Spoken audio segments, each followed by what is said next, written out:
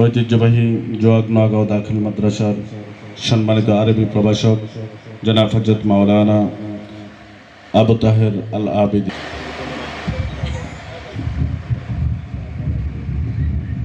अस्सलातु वस्सलामु अलैका या रसूलल्लाह, अस्सलातु वस्सलामु अलैका या हबीबल्लाह, अस्सलातु वस्सलामु अलैका या शफीअल मुज़निबीन, अस्सलातु वस्सलामु अलैका या रहमताल लिल आलामीन।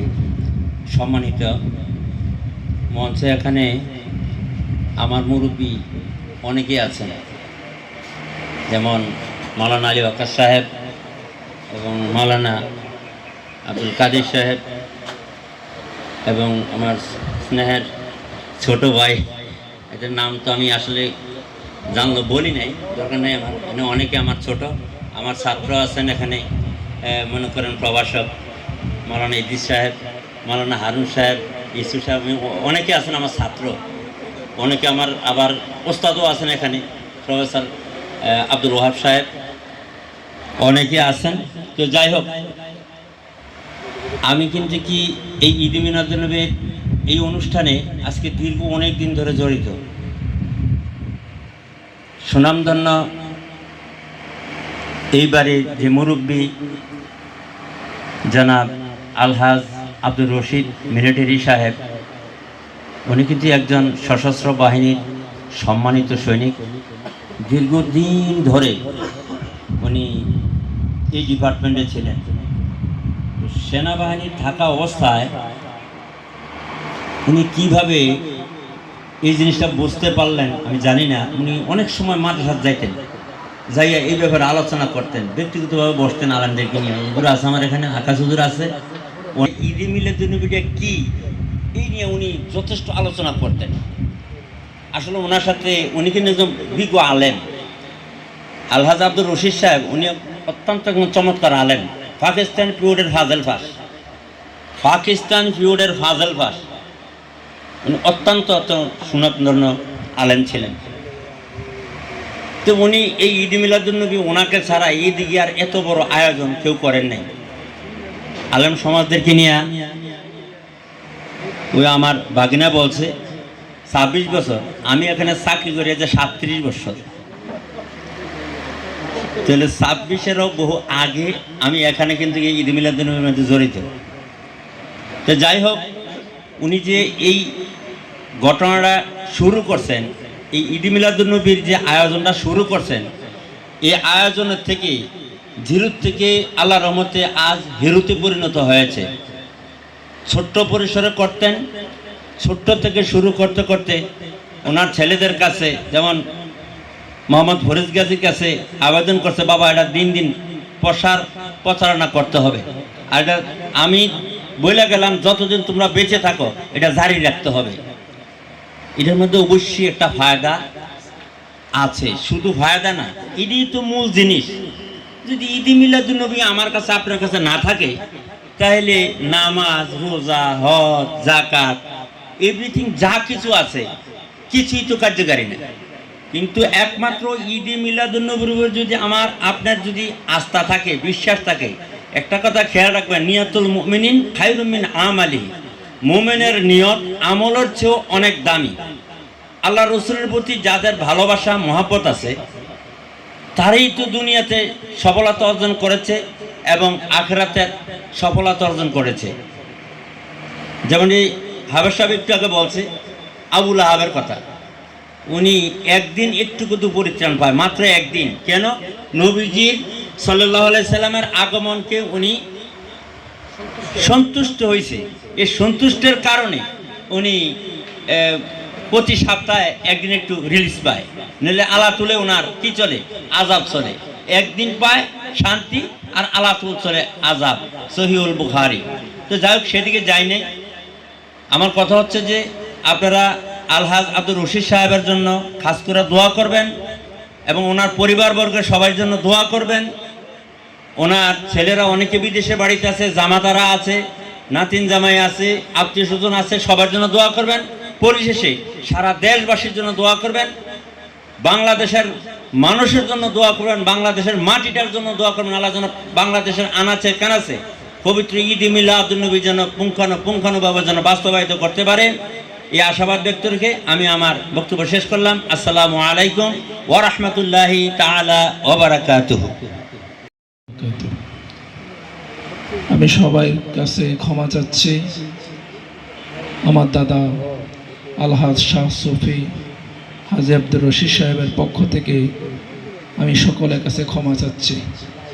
কারণ আমি যখন নোয়াগাঁও মাদ্রাসায় যখন পড়াশোনা করি, এর থেকে ছোটকাল থেকে ওনার চলার পথে একজনই বন্ধু ছিল, সেটা আমার সাথে। ওনার একটা কেরামতি বলে দেই, তখন আপনারা বুঝতে পারবেন। কারণ ইনশাল্লাহ আমি আগামী বছর থাকবো না, এটি আমার সবচেয়ে বড় দুঃখ।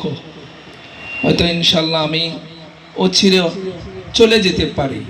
আপনাদের খেদমত আরজ করে বলবো, আমার চাচা একটা জিনিস এখানে রোপণ করেছেন। এখানে আলোচনা তো হয়, আলোচনার আগে আমি একটা মূল কথা বলি। গতকালকে আমাদের এখানে কাওয়ালি হয়েছে। এই কাওয়ালি কিন্তু আমাদের চান্দিনা, বর্রা, কচুয়া এর ভিতরে কোথাও কাওয়ালি হয় নাই। আজকে 3 বছর কাওয়ালি হইতেছে। গতকালকে আমার বলছে কাওয়ালি থাকবা। আমি কাওয়ালির যেই জিনিসটা আমি নিজে পেয়েছি, আপনাদেরকে বলার কোনো ভাষা পাবো না, ওইদিকে বলার দরকার নাই। তারপরও বলি, চাচা যে কাওয়ালিটা শুরু করছে, আগামীতে হয়তো ইনশাল্লাহ এই কাওয়ালিতে আপনারা যারা উর্দু জানেন, যারা ফার্সি কিছু জানেন, কাওয়ালিতে আপনারা কমপক্ষে আধা ঘন্টা সময় দিবেন। যারা উর্দু জানেন, যারা ফার্সি জানেন, যারা বর্তমানে উর্দু এবং ফার্সির উপরে কিছু জানেন, কাওয়ালিতে আপনারা থাকবেন। এই যিনি হাজী আব্দুর রশিদ সাহেব, উনি পাকিস্তানে লাহোরে, উনি আমাকে একটা কথা বলছেন, নাতি আমি পাকিস্তানে লাহোরে যখন মিলিটারি পদে আমি বন জঙ্গলে গিয়েছিলাম, এই কথাটা তোমার কাছে বলে যাই, আমি যদি এন্তেকাল করি আমার লাশটা তুমি গোসল করাইবা, আমাকে তুমি কবরে রাখবা। এমনকি স্বপ্ন আমারে কয়েকবার এই কথা বলছে। আমি কিন্তু আজও কোথাও আমি কথাগুলো বলি নাই, তারপরেও বলি, আমি অলুমুলেশার ছেলে, সবাই জানেন। আমি টাকা পয়সা, আমার আল্লাহ আল্লাহ রসুল সাক্ষী, আমি কোনোদিন টাকা পয়সা লোভ করি নাই। এখনো বলি, এখনো লোভ লালসা করি নাই। আমি যখন ঢাকা ফিজি হসপিটালে ইমার্জেন্সিতে ভর্তি ছিলাম, ওই দিন আমার একটা মাহফিল ছিল কাঠালিয়া দরবার শরীফে, এবং শিল্পপতি ইঞ্জিনিয়ার এনামুল সাহেবের বাড়িতে আমি খতিব করি। তখন আমি 17 বছরে আমার জীবনে কোনোদিন জুমার নামাজ মিস হয় নাই। আমার মুখে অক্সিজেন, বিশ্বাস করবেন কিনা আমি জানি না। তখন এই কাঠালিয়া পীর সাহেব আমার ফোন দিতেছে, আমার ওয়াইফ ফোন ধরছে, আজকাল দরবারে উরুস, তুমি থাকতে হবে, কোন অবস্থা খুবই খারাপ। আমি একটা ফোন রে আমার আল্লাহ আল্লাহ রসুল, আমি মক্কা মদিনা জিয়ারত করি। সুবহানাল্লাহ, ইয়া না? বিশ্বাস করেন না তো মরলে এরপর চিনতে পারবেন আমি হারুন কি, আসলে এরপরে চিনবেন। ঠিক রাজাপুরা পীর সাহেবরে ফোন দিছি, আমি 1 সপ্তাহের ভিতরে মক্কা মদিনায় যেতে চাই। ঠিক আল্লাহ আমাকে নিছে। এরপরে বছর আমার বাবারে নিয়ে আমি হজ করাইছি।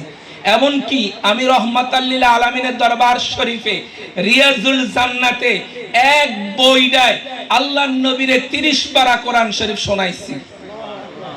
এগুলো বিশ্বাস করেন। তখন আমার দাদা বলছে, যখন আমি লাহোরে বন জঙ্গলে যাইতেছি, তখন লায়ন সিংহ আসতেছে, সব মিলিটারি ভয়ে ডরে চলে গেছে। আমি লায়ন সিংহর দিকে বলতেছি, মদদ করিয়া গাউসেল আজম, মদদ করিয়া গাউসেল আজম। উনি যখন কালকে এটা বলছে, লায়ন সিংহ ওনার সামনে এসিয়া মাথাটা লাড়া দিয়ে চলে গেছে। সুবহানাল্লাহ কন্যা। উনি যখন গাউসে পাকের দরবারে, এই আমার দাদা যখন গাউসে পাকের দরবারে গিয়েছিলেন, গাউসে পাকের দরবার থেকে, খাজা গরিবে নওয়াজের দরবার থেকে উনি গিলাফ পেয়েছেন। আজকে ওনার কেরামতি গুলো বলে দেই। আসলে হাজী আব্দুর রশিদ সাহেবকে এটা ওনার ছেলেদেরকে একটা ইমানি পরীক্ষা দিতেছে। আমার চাচা জনাব গাজী ফরিদ সাহেব, আমি কিন্তু কোনো সময় মাইক ধরি না, আপনারা দেখছেন কিনা, আমাদের কান্দি ওলি হুজুর অনেক বছর এখানে আসতেছে, সবাই আসতেছেন, আমি কোনো এই প্যান্ডেলে কোনো সময় মাইক ধরে নাই। চাচা রিকোয়েস্ট করছে দেখে আমি 1 মিনিট কথা বলতেছি। তবে হাজী আব্দুর রশিদ সাহেবের পক্ষ হয়ে আমি ক্ষমা চাই।